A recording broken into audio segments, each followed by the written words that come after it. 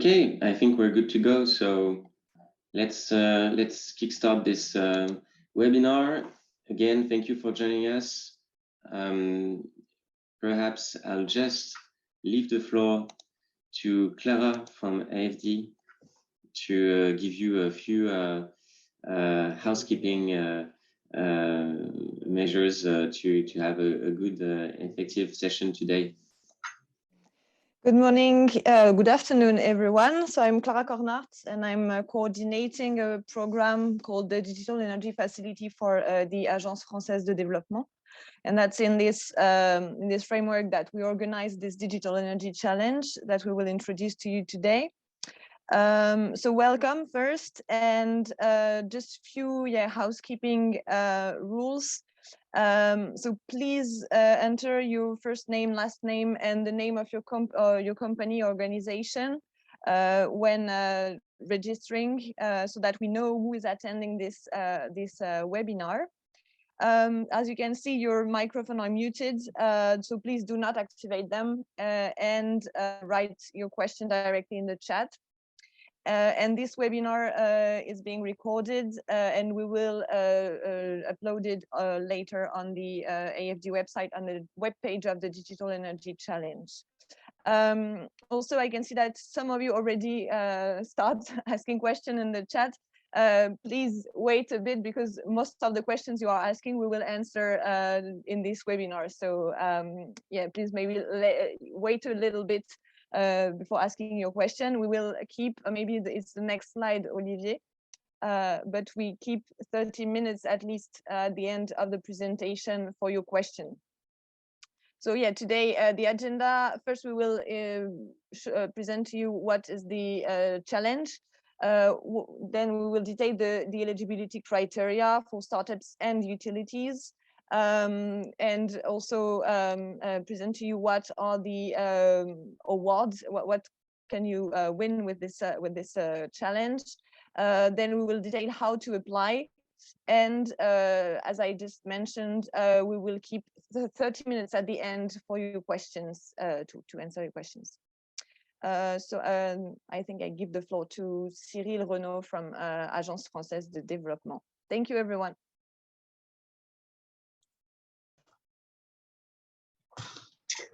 Hi, everyone. Very happy to have the opportunity to present the Digital Energy Challenge. But first of all, I'm going to present the Digital Energy Facility initiative, in which this challenge is being has been developed. So the French Agency for Development has has been implemented this facility for more than 2 years, for around 2 years, and it is being supported by the European Union. So the objective and the overall objective of this facility is to support the integration of renewable energy, increase energy access, and also to improve the performance of power utilities and reduce technical and commercial losses. So this facility is made of 4 components, and today we're going to present the challenge, which is corresponding to the second component. So the first component, which is the digitalization of utilities, we are financing feasibility study for utilities only, in order to help them to analyze and prepare digitalization project within their companies. And there is also within this component capacity building subcomponent, in which we are going to provide some trainings and peer-to-peer exchanges on these digitalization subjects. The second one, so I'm not going to present it because it will be the object of this webinar. But I just wanted to mention that it is the second edition of it, and the EU is supporting us in the organization of 4 challenges, which means that after this year, there will be still two challenges already being found, and so that will be implemented for sure. Then we've got the third component, which is the digital energy community that we are currently designing. So the idea will be to launch the community by the end of the year. The idea behind will be to provide an online and offline support to entrepreneurs and utilities that would like to start a digital energy project, and so the idea also behind will be to see how we could increase exchanges and open innovation between utilities and startups. And then we've got the fourth component, which is the seed financing for innovative solutions for energy access companies. So this is contingent debt. So in this component, we are providing contingent debt, which means that we're providing a debt to access to energy companies that will have to be reimbursed if the project is successful and cannot be reimbursed if the project fails. And it will be implemented through finance institutions that has already been selected. So I will let the floor to I still have to present all the team. So I'm Cyril Renaud. I'm belonging to the Energy division of AFD. And I'm coordinating the facility with my colleague and Sophie Rakoutz and Cédric Joseph Julien. So within that team, I'm more involved on the component 2, the challenge, and the component 3, the community. And then Anne-Sophie is more involved on the component 4, but also on the challenge, and Cédric Joseph Julien more on the component 1. So I would like to mention that for the challenge, we received an additional support this year from ADEME, which is a French agency for energy transition, and in addition to the EU. And after the overall facility, digital energy facility, is being managed and by the company Yele, with Clara, we just presented, we just introduced the webinar, and his colleague Maxence Bocquet. Then we've got ENEA and AETS, which is a consortium that is in charge of organizing the challenge. And we've got for ENEA Olivier and the 2 Camille, and for ITS we've got Jérôme and George, and for communication we've got Victoria. So I would like to thank them all for the commitment to the challenge and to have made the second edition possible. And so we will be very happy to receive your proposal, and all the team will be staying at your disposal to answer all the questions and to facilitate your participation to that challenge. Thanks a lot, and I'm letting the floor to Olivier, I think. So I'll now introduce the Digital Energy Challenge in the broad lines. So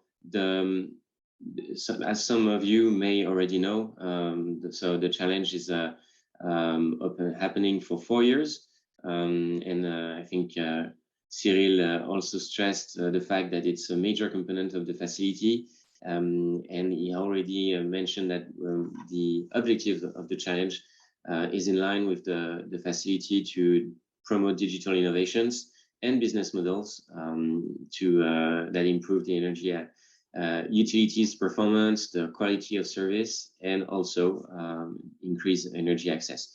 So we have 2 categories, one for startups and one for utilities. And in total, we have a budget envelope that's co-financed by the European Union of 6 million euros, sorry, over 4 years. So that's 1.5 million euro per year.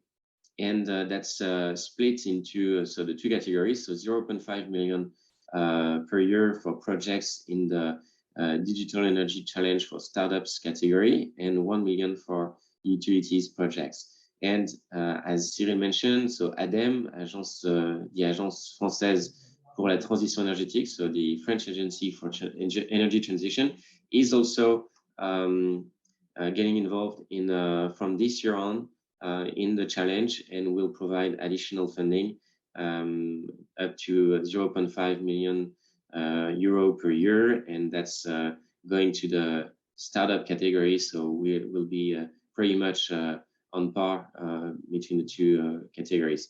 And one important thing also to have in mind is that for this second edition, all of Africa is eligible, meaning all projects in the continent will be accepted, provided that they're all local. So we'll get back to it. But this is a slight difference from the previous edition, where we only looked at the projects in sub-Saharan Africa.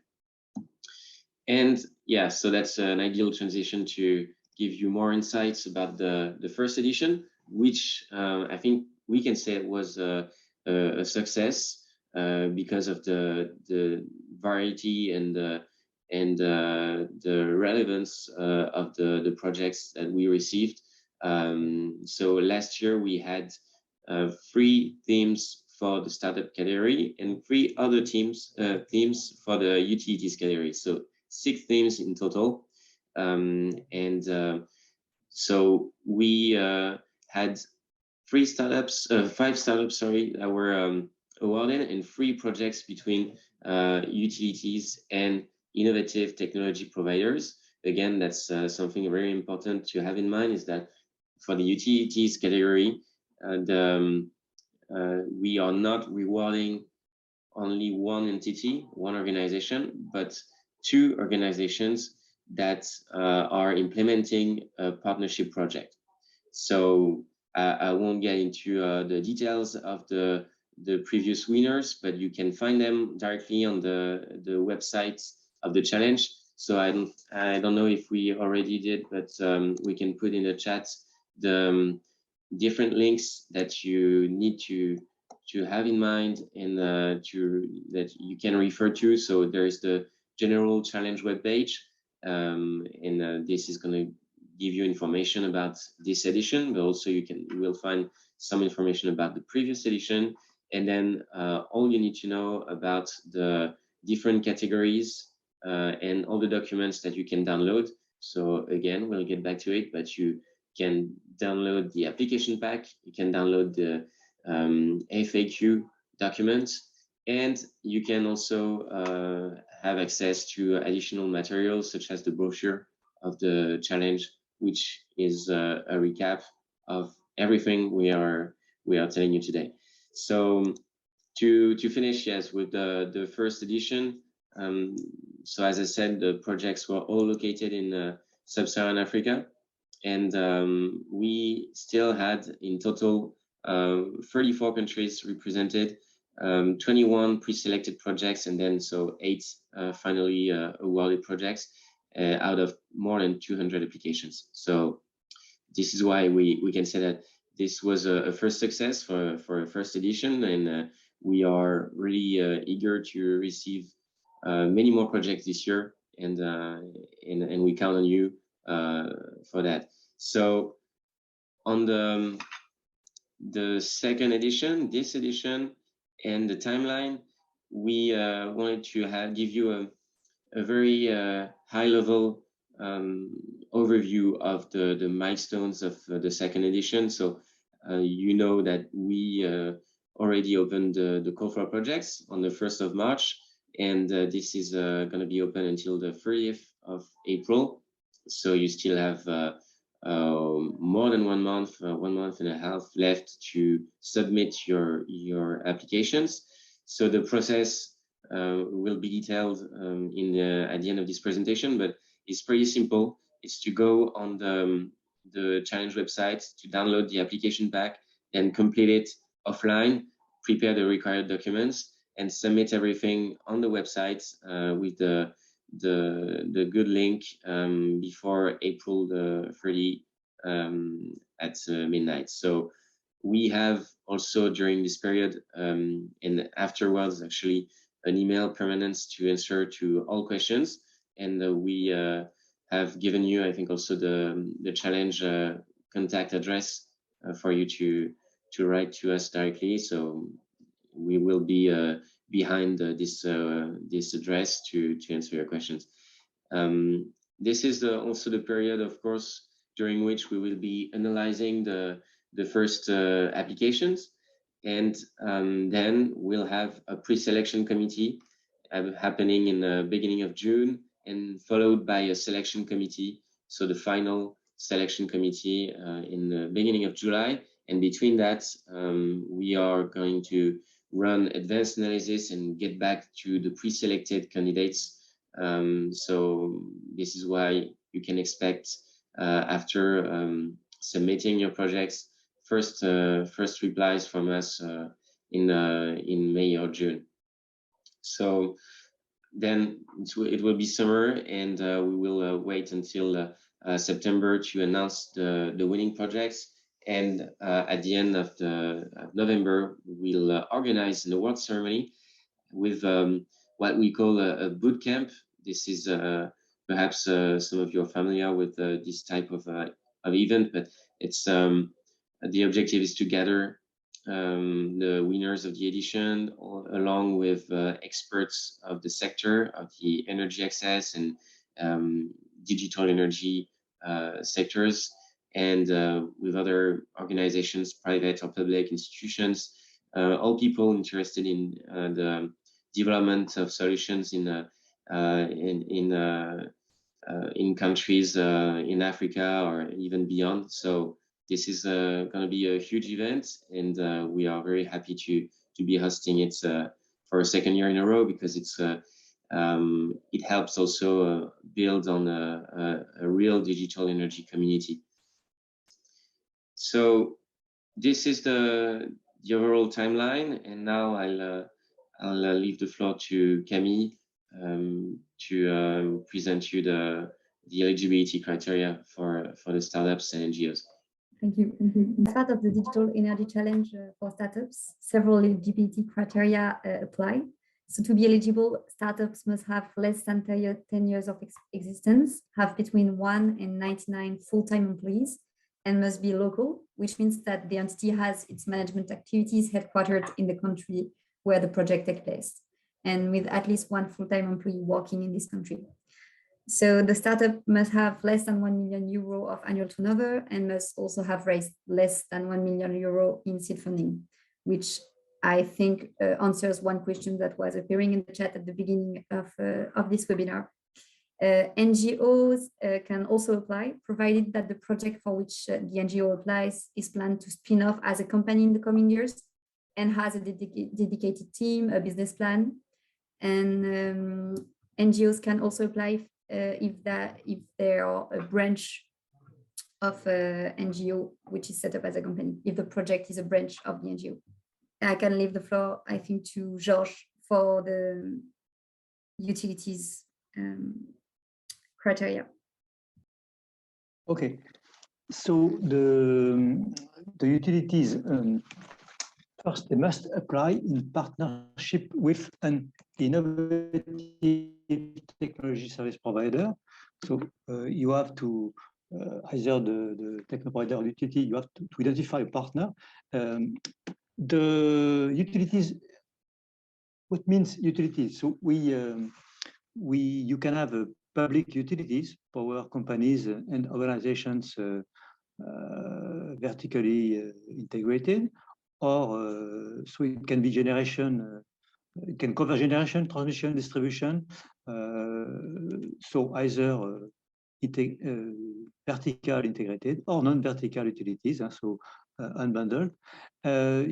Also public mini-grid operators, so public, independent system operators, power pools or regional organizations, so like WAP or SAPP or EAPP, energy regulators. Okay, so they are also public bodies, and last, rural electrification authorities. Next criteria. So the technology service provider, so that is the company that is bringing in the technology and the solution. So this company has to be, of course, formally registered. It has to have above 5 employees, so minimum 5, less than 50 million annual turnover, so not too big, huh? And also not too old. That means less than 15 years of existence. And so we also ask for something proving they have the two partners have already established some kind of relationship. So you have to in your application file to include some MOU or a similar document proving you have already started your partnership. Now, what are the entities that are not eligible? So private electrical power companies or organizations, so independent power producers, so IPPs, any IPP, and also electrical market players which do not own any asset, so pure retailers. So these are not, these three types of utilities are not eligible. Regarding the projects, so which projects are not eligible? So any project linked to coal-fired plants, okay, projects linked to electricity production from fuel or diesel, so any fossil fuel plant, infrastructures associated with an exploration unit for the production of storage of fossil fuels, of fossil resources again, and that produce electricity based on fossil fuels. So we insist a lot on, of course, on fossil fuels. So this has already been said. So for this 2022 edition of the Digital Energy Challenge, 3 themes were chosen. Unlike last year, they are common to both categories to foster synergies between startup and utilities award-winning projects. And the 3 themes this year are universal access to electricity through mini-grids, efficient grid management, and sustainable and cost-effective power systems. So we will explain them in more detail in the following slides. The first theme is about universal access to electricity through mini-grids. So it covers all digital innovations in the field of mini-grids that maximize both their efficiency and impact. So it can relate to projects that improve, for example, energy management system for the optimal use of clean or renewable energy. It can relate to projects on storage system and algorithm, minimizing the use of fossil fuel generators. It can also be around tools to facilitate interconnections with the main grid or with other mini grids, or systems and algorithms for building up nanogrids. And it can also relate to projects that focus on geospatial data analytics for power demand evaluation or credit risk assessment.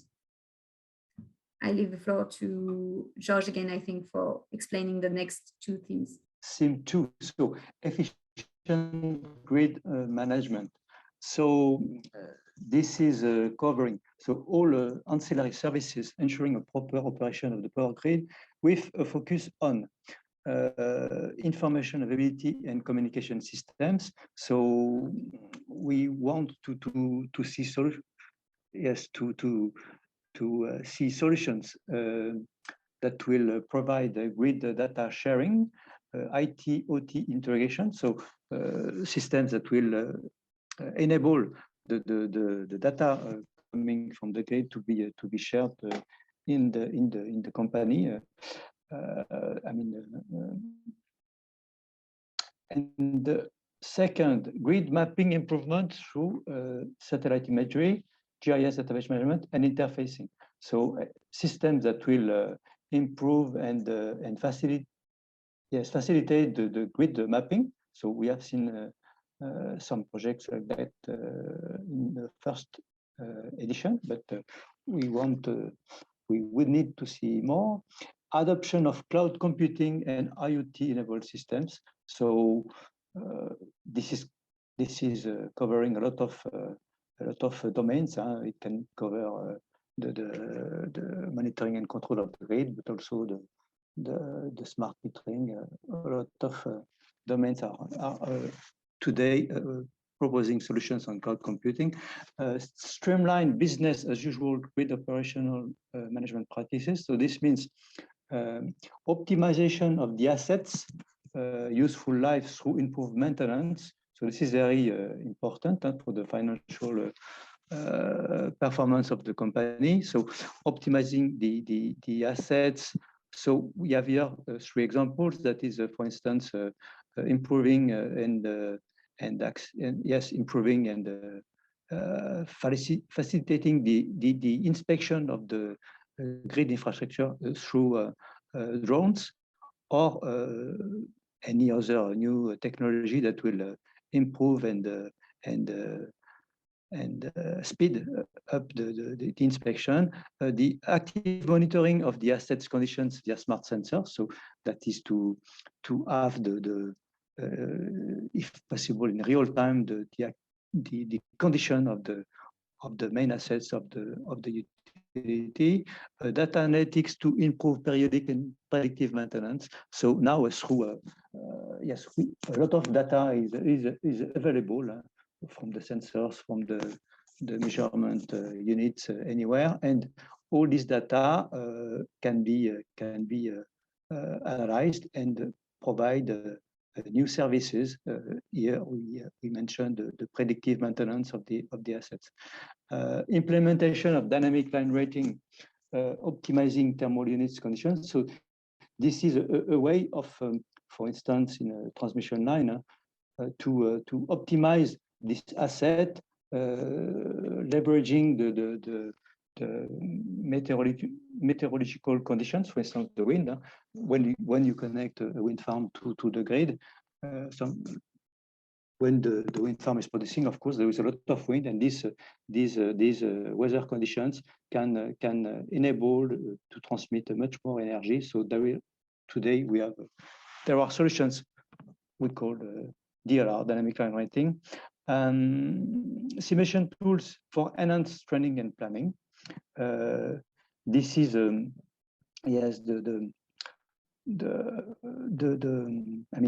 it is critical to have teams that are very well trained and skilled and aware of what they have to do, and for that we need proper simulation tools. So this domain is improving a lot, and is a good a new tool for the utilities to rely on the simulation tools that will enhance the capability of their teams. Management and supervision of grid interconnections. So this is clear, but also the grid interconnections are a way of improving this grid interconnections will bring a lot of benefits in terms of energy exchanges to the utility. And digitization of substations and feeders. So this is not very new, but this is improving, and many new improvements are available. So that is to digitize the substations, even the MV to LV substations, and the feeders, so the distribution feeders, to digitize all the components of these feeders till the end customer. Oh, sorry. Okay. Yes, theme 3, sustainable and cost-effective power systems. Okay, so this one is So digital-based solutions enabling the development of a greener, more flexible and cost-effective power infrastructure, both generation units and grid. So the goal of that is to have additional capacity for connecting renewables on the grid. So renewable power plant, it concerns renewable power plants, including wind, solar, hydro, biogas. So we are looking for solutions to increase and to ease the capability of the grid to cope with these new renewable plants. We have also hybridized systems. This means a system that is a mix of renewable energy and, for instance, diesel generator to possibly for the peak times. Renewable energy production forecast leveraging on meteorological data. Yes, so this is a very important topic because the renewable energy, we all know this is an intermittent energy. So improving the forecast of the production of these variable plants. So this is very critical and important. So we are looking for solutions that will improve this situation. And monitoring and minimizing the curtailment and avoid grid outages. That's because the problem of the renewable energy is also sometimes we have too many energy, too much megawatts on the grid, and we have to curtail and to manage and better forecast these kind of situations is important, of course. Other grid services needed for higher renewable energy penetration. So this is a more general statement. Solutions to enable to maximize the renewable energy connected to the grid. Grid stability and flexibility. So this is also linked to more and more to the renewable energy penetration. So the problem of the renewable energy, so I said, is the variability. So it means that this variable plants. When we say variable, it means we have a variable production. So we are looking for solutions that will enable the grid to be flexible and to cope with this variability. So we say integration of ancillary resources and services, grid balancing, capacity firming. So okay, the balance between production and consumption. So this is not an easy task, but new solutions are coming and available. And capacity firming means to firm the output of the renewable energy variable plants. So it can be through storage or solutions like that. And virtual power lines. So this is the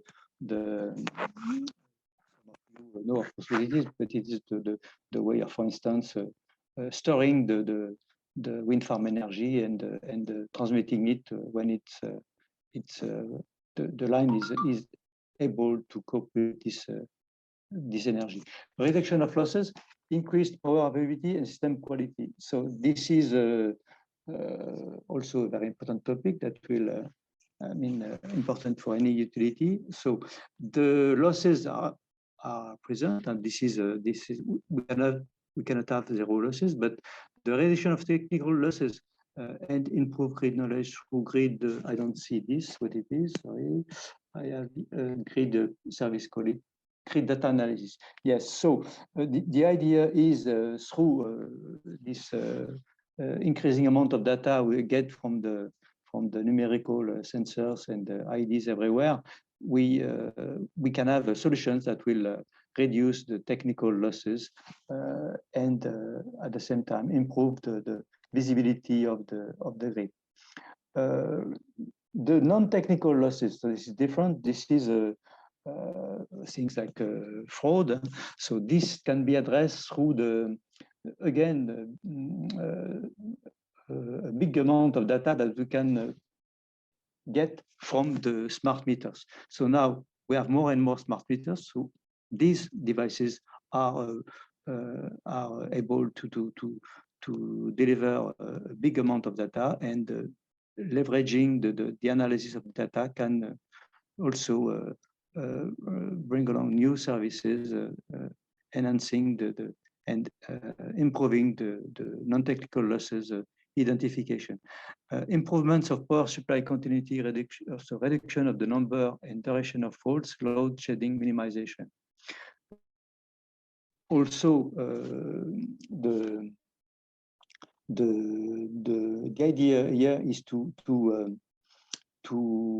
identify new solutions to limit the number of faults, to limit the duration of faults, and also the situations where we have to load shed because we don't have enough production. So this is a general statement, but this is we have seen also new ideas and new solutions that will improve this situation, and this is, of course, the benefit of this is huge, because the quality today is more and more a problem, because a lot of people and a lot of applications more and more need electricity to do their daily business or work. So now we're going to talk about the different criteria that you need to fill also to be selected. So to be eligible, all projects must be local and based on digital technologies. So in practical terms, local means that the entity that applies has its management activities headquartered in the country where the project takes place. And the second criterion is that at least one full-time employee works in this country. The project must also include digital components that could be any telecom, computer, or cloud-based technology, which can be either developed at the core value proposition of the project. So it means that this is the main service or product offer of the project. And it can also be used by the project at the core of its innovative business model. So for example, as a key tool to reach or manage customers. To select projects, the challenge team will take into account three main criteria. So the first one is the digital and innovation criterion. So a project is considered as innovative if it's intrinsically innovative as compared to what has already been developed and commercialized to answer target needs. Or it can be considered as innovative in the sense that it has not been deployed yet in this local context, but could have been deployed in other geographies, for example. The second criterion is about impacts and benefits of the projects. So it includes the ability of the projects to be replicable, to be scalable, to address barriers that are not addressed today, and to bring positive externalities. So example of externalities could be jobs creation, CO2 emissions reduction, women empowerment, or positive benefits on education, environment, etc. The third criterion is about economics and risk, as the project must sound economics, obviously, must be backed by a team of experts, must have a mitigation plan, and must show business resilience to crisis. So this last point has been particularly relevant during last year's edition with COVID-19, as you can imagine. And finally, the project must also present environmental, social, and government risks that it could imply. And all projects will be scored on these three aspects, and this will give a final score. And you can find the detailed scoring process for the selection in the call for project rules, which is a document available in the application pack that you can download either on the challenge website. And I think you have the link in the chat. Yes, so thank you, Camille. And I'll conclude on perhaps on the benefits that you can expect from the challenge if you are to be selected in the end. So there are actually many benefits to expect. So all awarded projects will receive a financial reward in the form of a grant, and also some to the discretion of the selection committee, some startup projects will benefit from technical assistance and this technical assistance will mostly cover aspects that are beyond the digital aspects of the solution. So perhaps, for instance, legal matters. It could be other technical aspects that are not linked to the energy solution or digital solution. It could be also fundraising matters. So this is again going to be not going to be systematic for startup projects, but for utilities projects, this will be automatic. Why? Because we could identify last year that there was a more pressing need from these operators to get accompanied by perhaps let's say external partners to better steer the project and better design and scale up the project in coordination with the technical partner, with the technology or service provider. So this technical assistance envelope is included in the amounts you can see here. So for each, let's say, each startup project, and we are expecting to reward 5 to 8 startup projects this year. The envelope will be up to 150,000 euros, and for utilities, this will go to 500,000 euros. So, but as I said, there is this technical assistance, and I would say the follow-up of the project with technical reports and advancement progress reports this will span over 12 to 18 months. I think on average more 12 months, but sometimes there could be delays because of specific contexts. Then there will be this famous bootcamp that I mentioned earlier for startups and utilities to meet each other, to network with other potential partners, and let's say in a few words, to create synergies between all actors in the energy, digital energy sphere. And the last but not least benefit to be expected is increased visibility and publicity for your project through all the social media communications, and also through the bootcamp and award ceremony. So perhaps some of you joined us today because you saw some posts, some social media posts on LinkedIn or Twitter or Facebook, and we are going to carry on with this process. And at the end, as we did last year, we're going to let's say advertise the projects that were selected for each edition. But that's not all. All applicants will actually benefit from applying to the challenge. This also may be the case for some of you here today that already applied to the challenge last year, and we'll make sure to provide you more feedback on the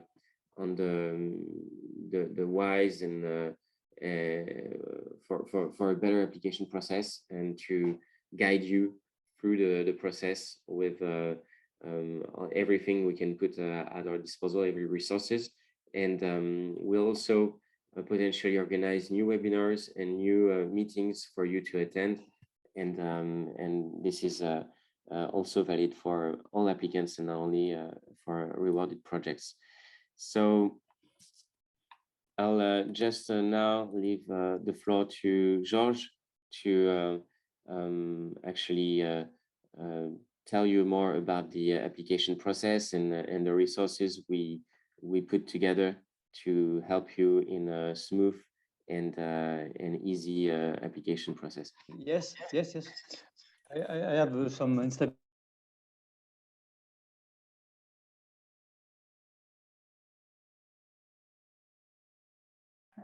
We cannot hear you, George.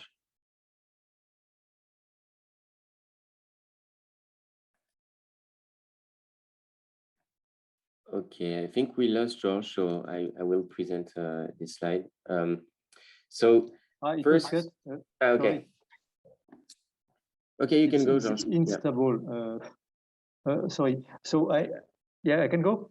So applicants are granted access to many resources to ease the application process. So detailed guidelines to fill the application form. You have an FAQ page on the website, and we will answer regularly on the questions on the FAQ.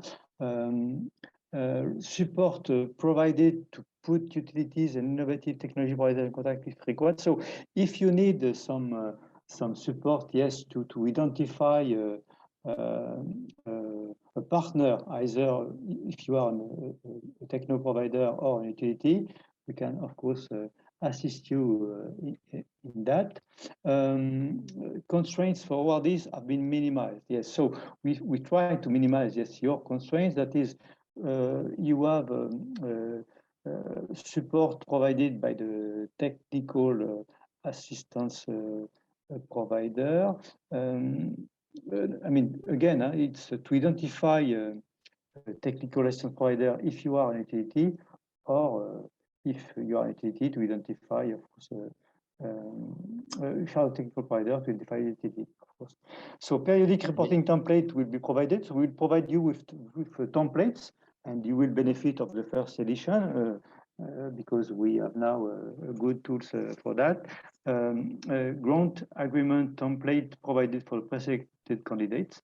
Yes, so once you are preselected, you will get a template for the grant agreement. You can analyze it and possibly ask for any small adjustment.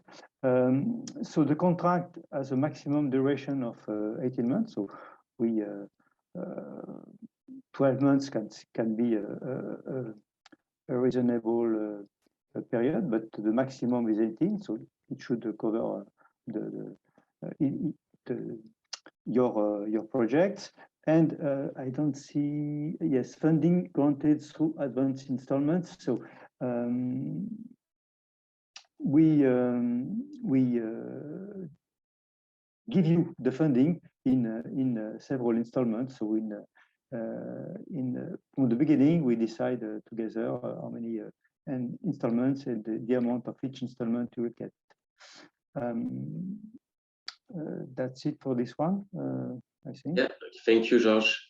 I'll just complete also and stress on the fact that we have put a process online for you to request assistance in the identification of a potential partner, if you're technology or service provider, or if you're a utility. When downloading the application pack online, you will find a small case where you can actually specifically mention what your need is and to what type of organization or in which country you would need to be acquainted to a potential business partner. And this is very critical. Again, we are not supposed to create ourselves the partnership projects, but we are really willing to help you identify what are the needs on the one hand, on the other hand. So please don't hesitate to use this channel to reach out. And again, of course, you can write directly to us with the email address. So I think we covered everything we wanted to tell you about the challenge and its the themes and the eligibility and the process. Now, perhaps I'll leave the floor to Clara for a word on this. Yeah, so here we just put again all the website links that you need in order to apply to this challenge. Basically, we just put them also in the chat, so it's easier like that. Just visit the challenge website on the AFD website. Then you can fill in the pre-inscription form and it will allow you to download the application pack for startups or for utilities. Then you have to, of course, complete the application form and prepare the required documents, and please submit everything online on the AFD website again before the 30th of April, end of the day. So that's it. Again, everything is in the brochure, everything is in the link that we just put in the chat. Maybe the next slide, Olivier. Yes, if you're eligible, I hope you have all the we answered all your questions. If not, we will do this right now. But if you are not, if you don't meet the criteria, basically, maybe you know startups or utilities that could meet this criteria. So please don't hesitate to share the information, share everything about the challenge. We have so the webpage, the brochure that we put again in the chat, and we posted these last days on social media, on the social media of the Agence française de développement, on LinkedIn and Twitter. So do not hesitate to also share these posts with your potential interested contacts. Yes, I think now we can maybe answer remaining questions. We hope we answered most of them already, but if you still have some, please write them in the chat. I see, Olivier, that we already have 2 questions, I think. The first one is from Sky Energy. We are a startup with less than 3 years of operation. First, can we apply as consortium with partner from Europe? And second, can we use a consortium partner financials? Okay, so for the startups category, our answer would be no. You need to apply only as one entity. So the one solution could be to create an entity, a bespoke company with your potential partner from Europe, and with also respecting, this company would be respecting the LGBT criteria in terms of the local operations. But that would be the answer. And then again, so for the second question on the partner financials, so this would need to be a new entity. So I guess this is not relevant. Okay. There is another question. We operate in several African countries. Are we eligible if we have at least one full-time employee in one of the countries we work in? Yes, so perhaps this was not precise enough, but when applying, you're applying with a project, and this project needs to be settled, implemented in one particular country. So if you are operating in several African countries, our recommendation would be to apply under one country. And if you have already one full-time employee in any of these countries, I think this should work. Okay, there's another question. How do we know our IP will be protected upon submission of the application?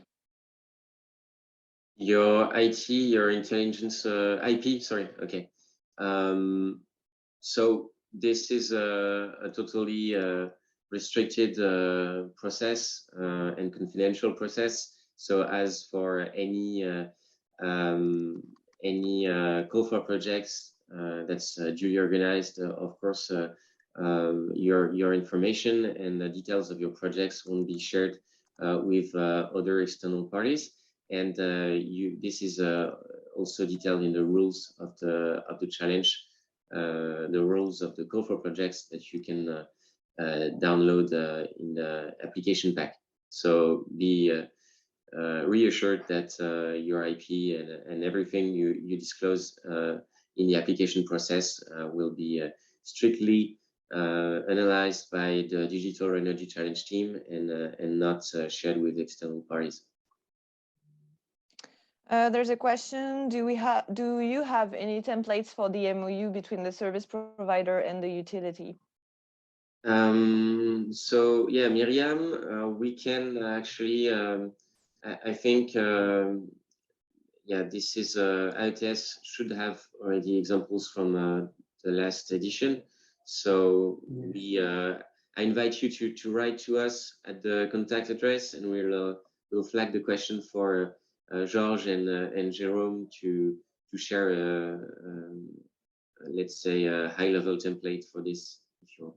Yes, we have examples, no problem.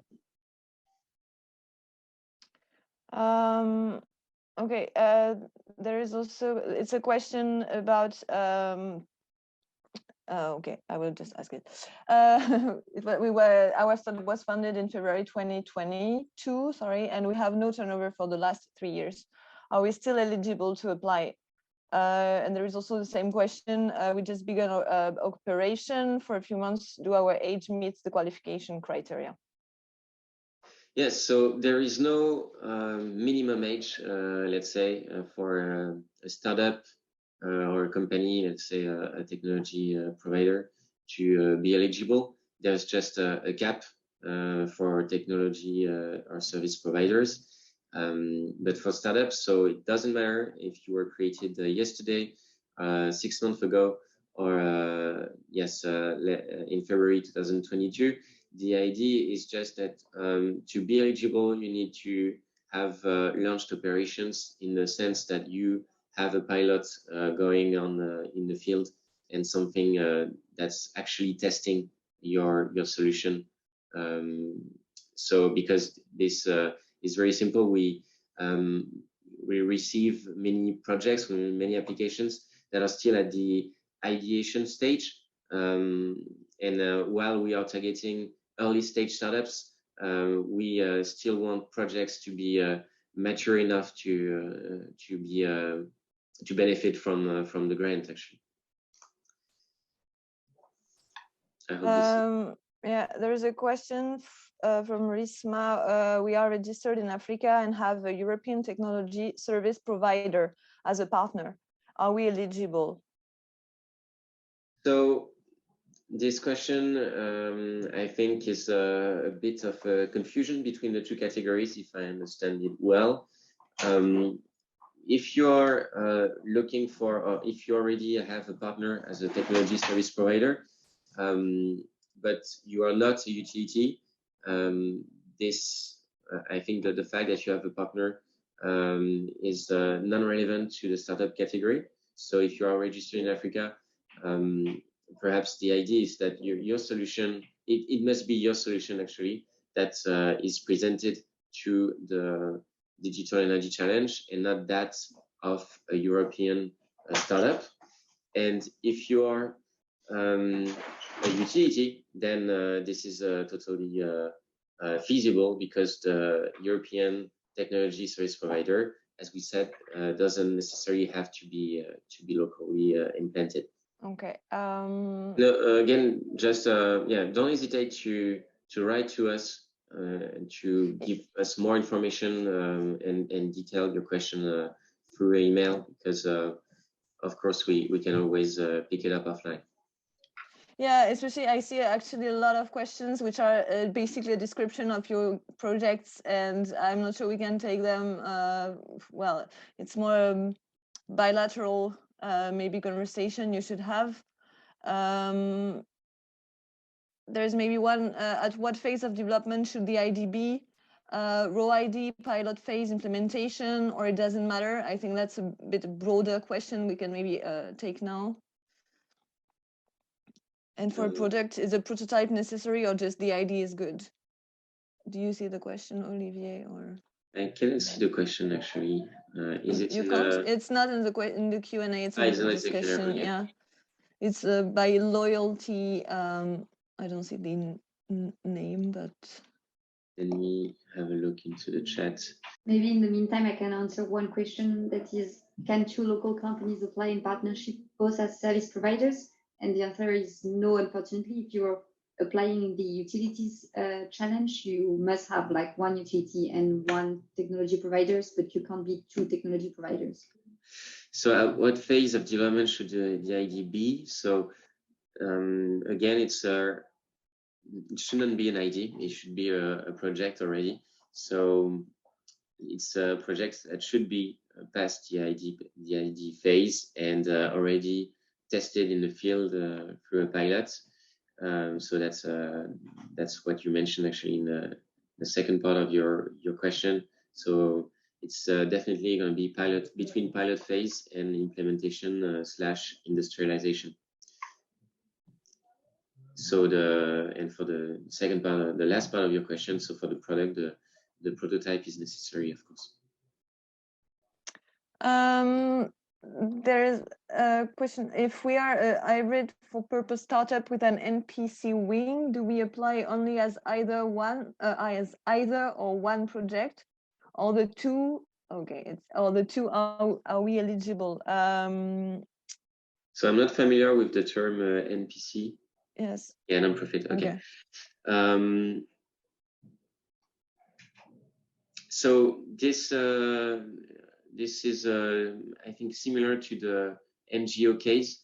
We would need you to apply under the for-purpose entity, the for-purpose startup, and not the NPC wing, as the challenge is rewarding projects with, let's say, a financial purpose, and the objective to be replicable and scalable across the continents and even beyond. There's a question from Kader. Most of the laureates of the past edition are not really African-owned startups or companies. How can we ensure local startups to have a chance by participating? Okay, so I think there's a confusion here, because if you look into the startups that were selected last year, so you have all startups are locally implemented and let's say owned, and the projects are owned by local people. So you have HOGL with actually the project owner, whose Belize is from Rwanda. You have Smarterize with Eli and Love in Nigeria. You have Oki Ese in Nigeria, again with Power Stove. Who do we have also? So you have the list actually, and you'll see that all startups from last year are, of course, African-owned startups. And the case, I think, is more for the technology service providers. What happened is that we had several projects with needs identified by so ASER in Senegal, the Rural Electrification Agency. We had also TANESCO in Tanzania. So all these companies are, of course, African utilities or African organizations relating to energy.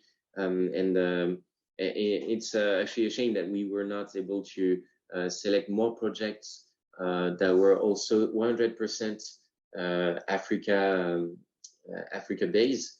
But it's also appeared that these projects had strong financials and strong expertise with other players, more mature players as technology providers. So this was the first year in the first edition, and we respected, of course, the ambition and the purpose of the challenge. But we are happy to, of course, this year to reward 100% Africa-based and Africa-owned startups and companies. Thank you, Olivier. There's a question from Rebecca. Did I get it right that theme 2 and 3 do apply to the grid context, while only theme 1 is related to mini grids? Yes, actually, this is totally it. This is true. So we can expect projects from both startups and utilities under all 3 themes. But of course, there is a chance that more projects coming from startups will be under theme number 1, and most utilities related projects will be submitted under themes 2 and 3. Okay, there are three questions actually from Dido Lumanica. The designation of partner is required on the application pack entry. Can project or partner change before the full submission? Also, who's connecting the utility to the partner? Okay, so the designation of partner, of course, is as we said a few minutes ago, is only at this stage when you download the application pack is only indicative. So, and in fact, we are actually trying to connect you, if you are an utility, with a potential technology or service provider as a partner. So this is before the application pack download. And then the full submission happens when you decide to upload the full documents and the filled-in application form. And of course, at this precise moment, we will need you to be submitting a project with a final partner. And as we said, if you are a utility or if you are a technology or service provider, we will need you to also submit a memorandum of understanding or a similar document, such as a letter of intent or a draft partnership agreement that's already signed by both parties, for us to be sure that we can move to the pre-selection phase, or actually the selection phase, with a project that's validated by both parties. Yeah, maybe to add on that a bit.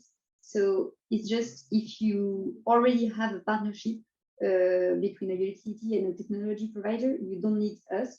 But if you need us to put you in contact between one partner, you can, in this question, when you download the application pack, ask for help, and then we will come back to you with some possibilities of partnerships. And so the people who are connecting the utility to the partner are actually us, so the Digital Energy Challenge team, and especially Georges and Jerome, who are taking charge of the utilities Digital Energy Challenge specifically. There are two other questions. Is the 10-year requirement applicable for the utilities commercial operation date? We have been in operation since 2007, and we are a vertically integrated, isolated hydro mini grid in Zambia. I don't know if you see the question. Okay, but I don't understand the 10-year requirement. I think it's the 15-year requirement. 15, yeah. But it's only for the technology provider, so it doesn't apply to the utility, I think, in the partnership. Mm-hmm. So you don't have any requirements on the age of the utility. But what I understand is that your company is a private utility, and so this is actually the third question. So we, I think, yeah, we can take it also with Agence française développement. The objective of the challenge is really to help the public sector in Africa for this first geographic scope of the second edition, but to help mostly public utilities and public projects be catalyzed by private sector and private sector innovation. This is why we don't want only private partners to be presenting and submitting projects, because the idea is to create synergies not only between startups and utilities, but between private and public sectors.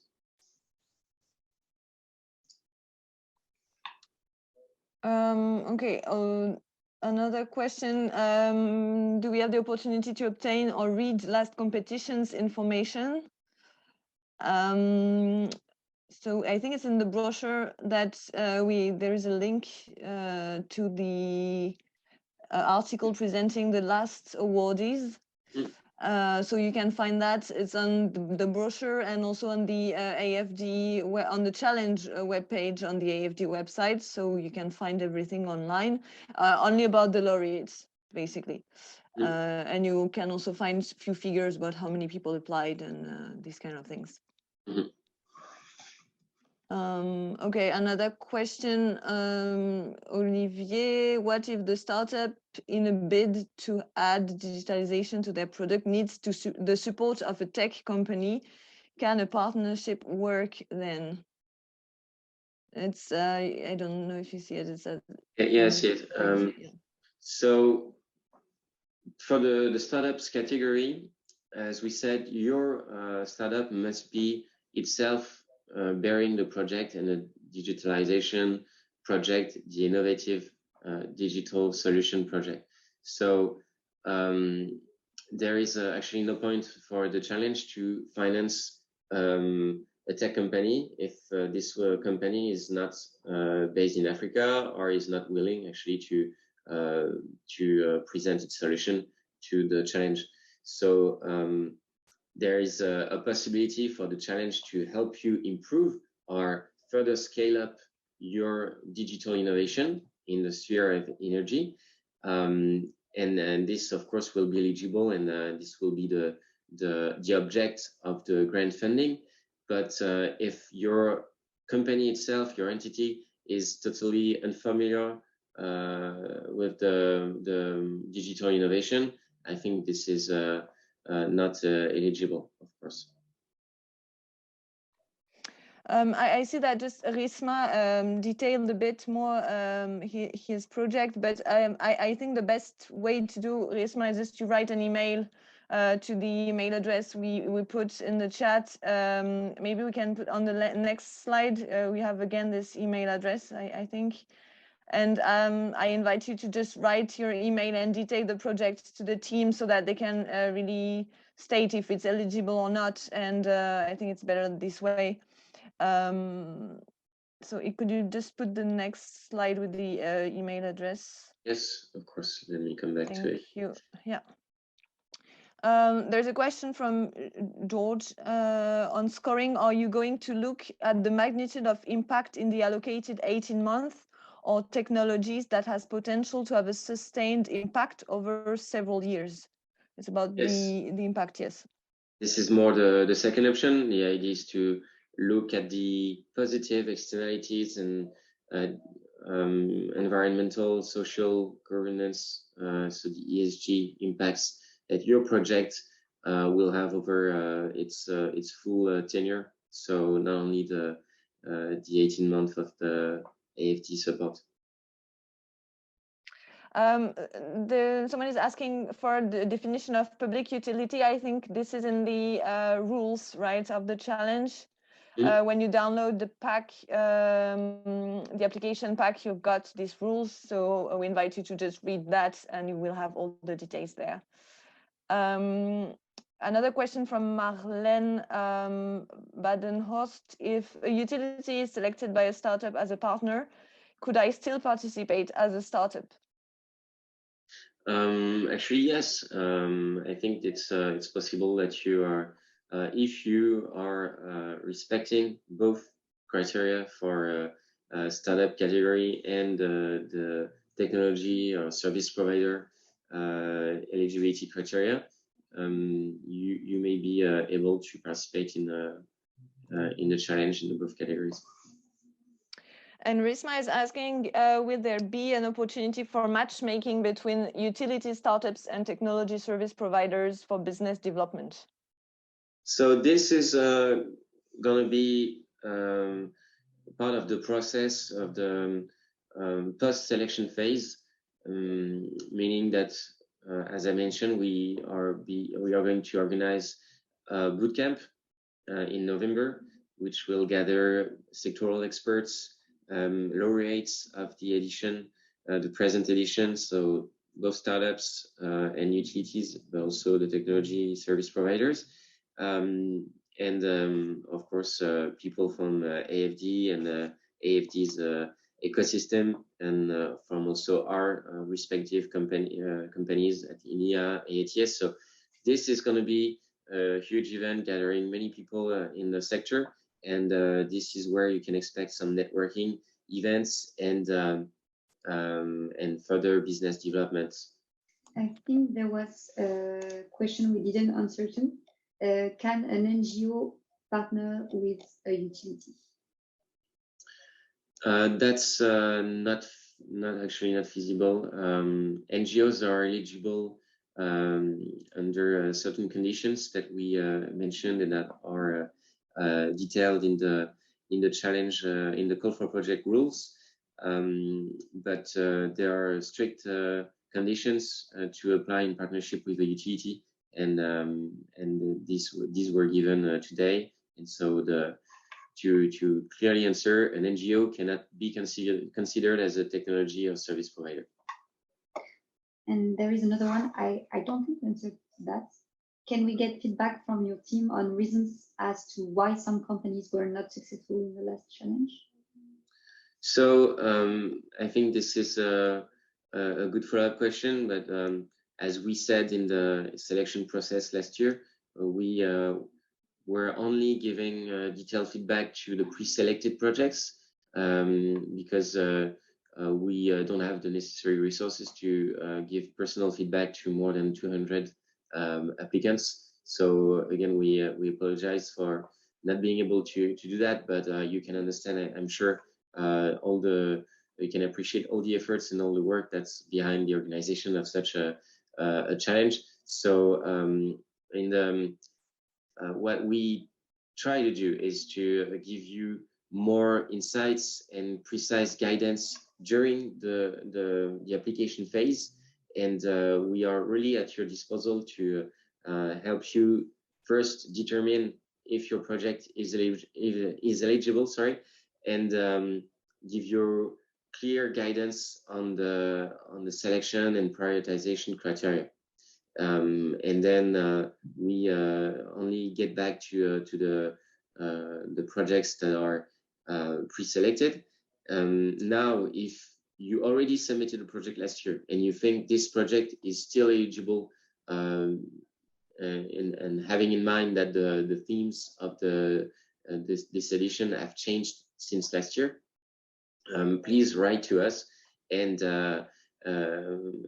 we'll see if your project is eligible or not. Yeah, I just put again the email address in the chat together with the brochure, the link to download the brochure, because someone asked if we could share the presentation via email. We will not do that, but just you will find everything you need in the brochure, as well as the proper web page where you can find everything. So just download it, and you will have all the answers, I hope.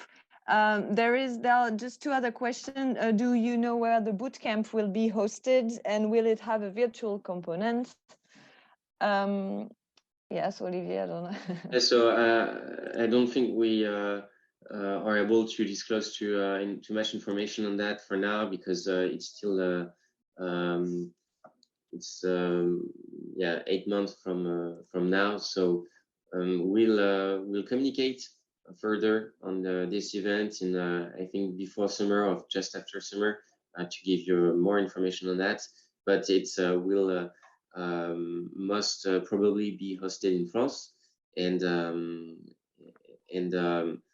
the virtual component will depend on the sanitary conditions. Yes. There was, I think, a last question.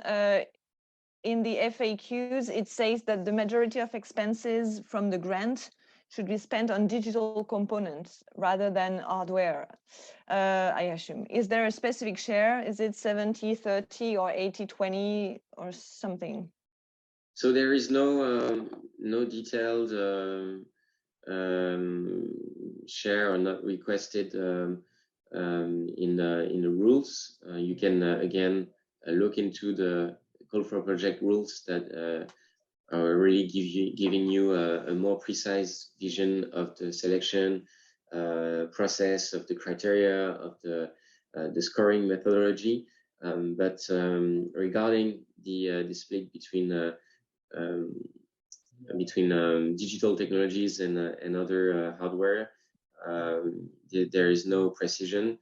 We just insist on the fact that we don't want to be, the challenge doesn't want to be funding motorbikes and computers, but rather more innovative and digital components of groundbreaking technologies in the energy sphere. So there's also you don't need to necessarily to think about it as only hardware or capex, but also software's development. It could be license or just a remuneration of software engineers and data analysts. So there is I think we give the list also of the eligible expenses in the documents with the rules. Yes. A question from George. On selection criteria, do you have a threshold of number of winners per region? No, so there is no actual threshold for the let's say the geographic repartition split between West, East, North, South Africa or Central Africa, but of course the objective is to make sure that we have a balanced winning set of winning projects. We wouldn't want all projects coming from West or East Africa, but there is no threshold. Otherwise, just again, if you have very specific questions, do not hesitate to write to this the email address contact@afddigitalenergychallenge.com.